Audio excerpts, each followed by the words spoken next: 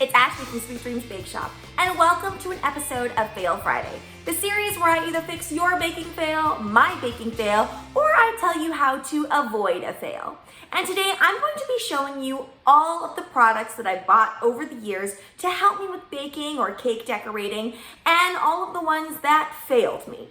Now, I just want to preface this by saying that maybe they are okay products and products that other people would be able to utilize really, really well, but I have valiantly tried to use all of these products and I always fail at it for some reason. So these products might work for you, but they sure don't work for me.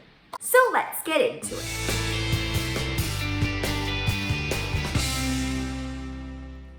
The first product on my list is this. Now, what are these, you might be asking? These are so that you can lay fondant pieces on it and then it will mold to whatever it is that you want the shape to be.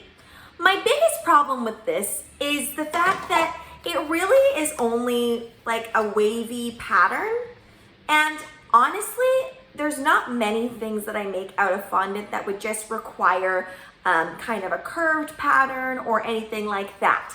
I think what the original purpose was for this is for flowers and leaves and that type of thing.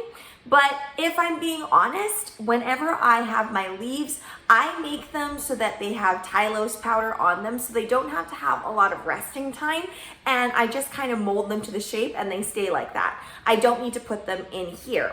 On top of that, if I put a lot of the leaves that I do make onto here, it doesn't often have this curved shape.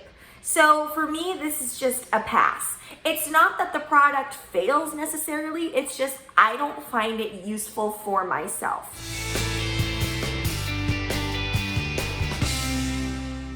The next product is these, and I'm sure that you've seen these a lot. And the reason that I say that these are no good are because the color that you choose never, ever shows through when you actually bake it. If your recipe is quite moist and you generally use oil, for example, instead of butter, then I find the oils leak right through every single time. So this beautiful pink cupcake liner is going to end up looking like a brownish, reddish pink instead of looking like the beautiful color that it is.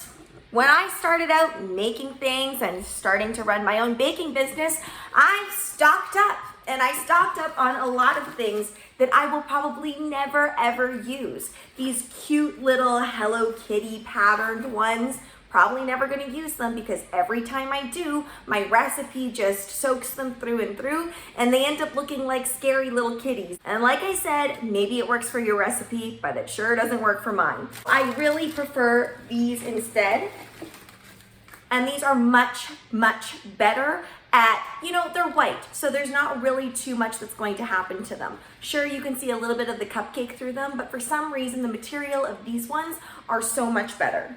Now, those white cupcake liners are so much better because they're also bigger. I find that the standard cupcake liners that you buy in stores are very, very short. So then your cupcake ends up looking really small. But you want that large, nice cupcake because that's what gives it that bakery storefront quality.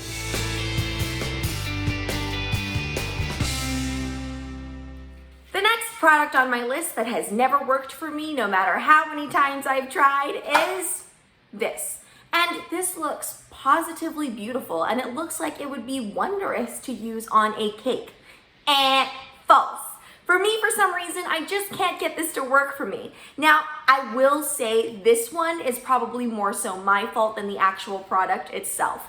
So what you're supposed to do is you're supposed to wrap this around your cake, and then you're supposed to either rub royal icing or buttercream on top, or you can airbrush it. Now, I've tried all three of those ways, and every single time I fail. I'm not really sure what I'm doing wrong, but I just can't get it right.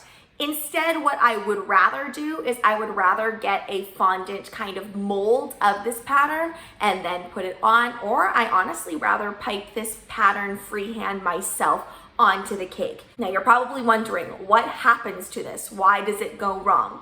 So what I do, and I've watched so many tutorials on this, and I've even watched other cake artists do it and not have it pan out so well. So what you're supposed to do is you generally want to put some sort of pin or something in your cake and wrap it around. You can even use a little bit of Crisco to secure it to the cake, and then you take your icing and you swipe it across. And then when you pull it off, it's supposed to be a very beautiful print. Or you put it on and you can airbrush it and it's supposed to be clean. So every time I've tried to use buttercream or royal icing, I still get little kind of dots and it just never looks good. It's never clean. Same thing with the airbrush. It kind of leaks underneath. So I think I know I'm doing something wrong with this, but I've given up on trying to do it right.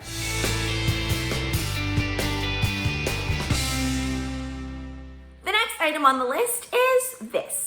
Now you're probably wondering what this is if you haven't been decorating cakes for a long time maybe, or maybe you've just never seen this, because honestly, I haven't seen this product used a lot either. So what it is it's two pieces and then it goes over top of one another like this. And basically it's supposed to add veins and things to your flowers. In theory, this should work really, really beautifully. And I will preface this with this fact. It does, but only for flowers that are like this size or a little bit bigger. And honestly, I don't want to go buying a bunch of veining products. I would rather have something that can do it all. So I feel like the only downside with this particular one that I bought is that it wasn't big enough. And that's my fault. This is no fault of the product itself. Like I said, it works like a charm on things that are actually that size. I should have bought a bigger one of these.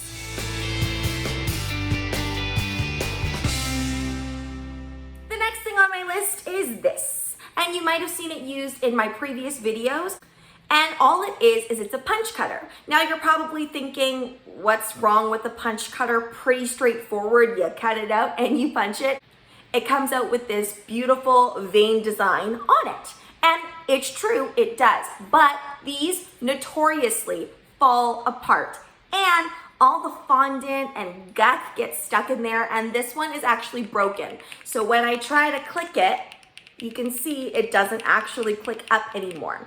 So I don't know if I'm using these wrong, but I've had this happen to multiple of my punch cutters. So I really, really love the way that it punches. But for myself, I just can't stop breaking these. Now, that doesn't mean that I wouldn't continually keep buying it. It's just that I really wish they would stop breaking.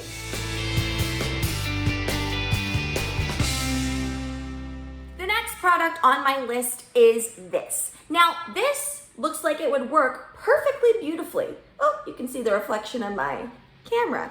So, you would think this would work perfectly fine. And honestly, it does come out like the roses it should be. My only issue with it is that when I use it and I pop them out, I end up getting the outline of the rose. And I guess you have to really make sure that you fill this perfectly, perfectly smooth.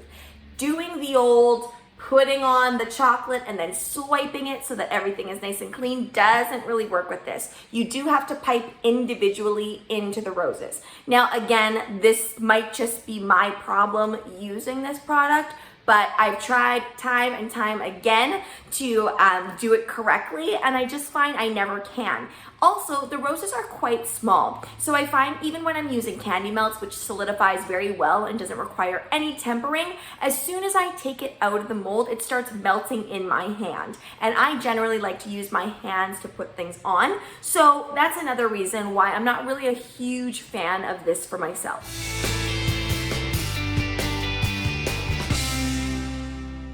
On my list is this. Now you're probably wondering, hey, I've seen that in your videos before. And yes, I love it, except for certain parts of it. So this here, I've used this so many times. I've put fondant in it, it comes out beautifully, it works every single time. But these more shallow designs here, I can get them to work, but they don't work For me, 80% of the time. I always have to have my fondant texture just right.